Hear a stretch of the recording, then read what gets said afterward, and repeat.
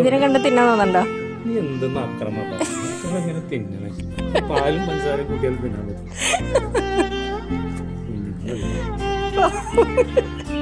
അപ്പൊ നമ്മളിനി എന്ത് ചെയ്യുന്നത്? കിച്ചുനെ കാണിച്ചു നോക്കും. എന്നിട്ട് വേണമെങ്കിൽ തീരുമാനിക്കല്ലേ? എന്തായാലും ഇത്തിരി beef. തിന്നാൻ തോന്നണ്ടോ? അപ്പൊ നമ്മളിതിന് എന്ത് ചെയ്യും?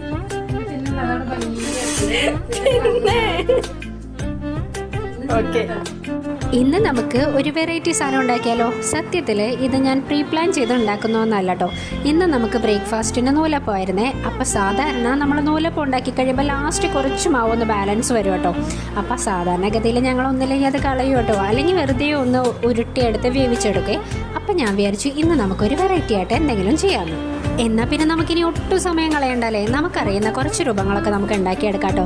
സത്യത്തിൽ ഇത് ഇത്ര പെർഫെക്റ്റ് ആവുന്ന അത്രമേൽ പെർഫെക്റ്റ് ആവുന്നല്ല കേട്ടോ ഞാൻ പറഞ്ഞത്. എന്നാലും എൻ്റെ ഗതിക്ക് ഇത്രയധികം പെർഫെക്റ്റ് ആവുമെന്ന് ഞാൻ ഒരിക്കലും വിചാരിച്ചില്ലേ. അപ്പം ഞാൻ എനിക്കറിയുന്ന പോലെ കുറച്ച് ചിറക്കും കണ്ണും മൂക്കൊക്കെ റെഡിയാക്കി സെറ്റ് ചെയ്യാമെന്ന് വിചാരിച്ചിട്ടോ. അങ്ങനെ മനസ്സിൽ തോന്നിയ രൂപങ്ങളൊക്കെ നമ്മുടെ കയ്യിലുള്ള മാവ് വെച്ചതാണ് ഞാൻ ഇത്രയധികം ഉണ്ടാക്കിയിട്ടുണ്ട് കേട്ടോ. ശരിക്കും പറഞ്ഞാൽ ഇത് കാണാൻ നല്ല രസമുണ്ടല്ലേ, പക്ഷേ ഇതിനൊരു കണ്ണിൻ്റെ കുറവില്ലേ. എന്നാൽ പിന്നെ നമുക്ക് ആ കണ്ണങ്ങ് സെറ്റ് ചെയ്ത് കൊടുത്താലോ? അപ്പോൾ ഞാൻ ആ കടുകെടുത്ത് എല്ലാത്തിനും ആ 2 കണ്ണങ്ങ് സെറ്റ് ചെയ്ത് കൊടുത്തട്ടോ. എങ്ങനെയൊക്കെ ആയാലും ഈ കണ്ണ് സെറ്റ് ചെയ്യൽ അത്ര എളുപ്പമുള്ള പണിയല്ല കേട്ടോ. ഈ രൂപം ഉണ്ടാക്കുന്നതിനേക്കാളും കൂടുതൽ സമയം എടുത്തിട്ടാണ് ഞാൻ ഈ കണ്ണൊക്കെ സെറ്റ് ചെയ്യുന്നത്. കാരണം കടുകല്ലേ എത്രത്തോളം ഉണ്ടാവും നമുക്കറിയാലോ. അപ്പോൾ അത് കയ്യിൽ പിടിച്ച് സെറ്റ് ചെയ്യാൻ കുറച്ചൊരു പ്രശ്നമാണ്. ഇടയ്ക്കൊക്കെ ഞാൻ സെറ്റ് ചെയ്യുമ്പോൾ നമ്മൾ ഉണ്ടാക്കി വെച്ച് നമ്മുടെ കുട്ടികളുടെ ചെവിയിലും മൂക്കിലൊക്കെ കൊണ്ട് അതൊക്കെ ഒടഞ്ഞു പോയിട്ടുണ്ടായിരുന്നു കേട്ടോ. പിന്നെ ഞാൻ റീക്രിയേറ്റ് ചെയ്തിട്ടാണ് ഇവിടെ വരെ എത്തിച്ചത്. അതിനിടയ്ക്ക് നമ്മുടെ പന്നിക്കുട്ടൻ്റെ ചെവിക്ക് എന്തോ ഒരു പ്രശ്നമുണ്ടെന്ന് അമ്മ പറഞ്ഞുകൊണ്ട് ഞാൻ ഒന്നും കൂടി അതുമേ മെനപെടഞ്ഞു കേട്ടോ. ശരിക്കും പറഞ്ഞാൽ വലിയൊരു ബലത്തിലൊന്നും ചെയ്യുന്നില്ല കേട്ടോ, എങ്ങാനും ഒടഞ്ഞു പോയാലോ. അങ്ങനെ ഫൈനലി നമ്മുടെ കുട്ടികൾക്ക് എല്ലാവർക്കും നമ്മൾ കണ്ണ് ദാനം ചെയ്തിട്ടുണ്ട് കേട്ടോ.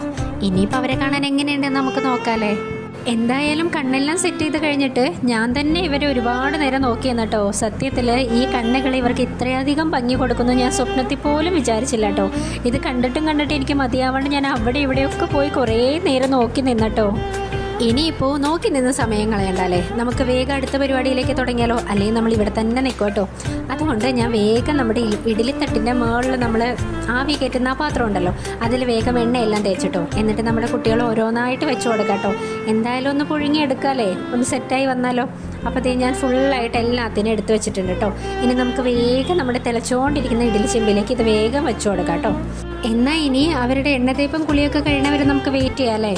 അങ്ങനെ കുറച്ച് സമയത്തെ കാത്തിരിപ്പിന് ശേഷം ഏകദേശം കാര്യങ്ങളൊക്കെ റെഡി ആയിട്ടോ. നമ്മുടെ ആവി പറക്കുന്ന ഇഡലി ചെമ്പിൻ്റെ പാത്രം ഞാൻ തുറന്നിട്ടുണ്ട്. നമ്മളിത് വേവിച്ച് കഴിഞ്ഞപ്പോൾ കുറച്ചും കൂടി ഭംഗിയിലാട്ടോ ഇത് പുറത്തേക്ക് വന്നാൽ ശരിക്കും ഒന്ന് വീർത്തൊക്കെ വന്നിട്ടോ. ഇത് കണ്ടിട്ട് എനിക്ക് പോലും കഴിക്കാൻ തോന്നുന്നില്ല കേട്ടോ. എൻ്റെ